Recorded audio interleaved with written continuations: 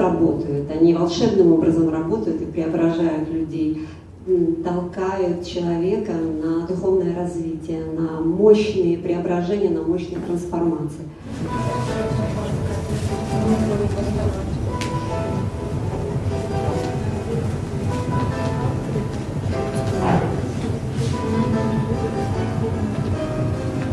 А тепер собі уявіть, що якщо кожна людина, яка має можливість контакту, прямого контакту з світності, починає змінюватись, а це означає, що змінюється і сім'я, змінюється навколишнє середовище, близькі, родичі, місто, держава, змінюється весь світ.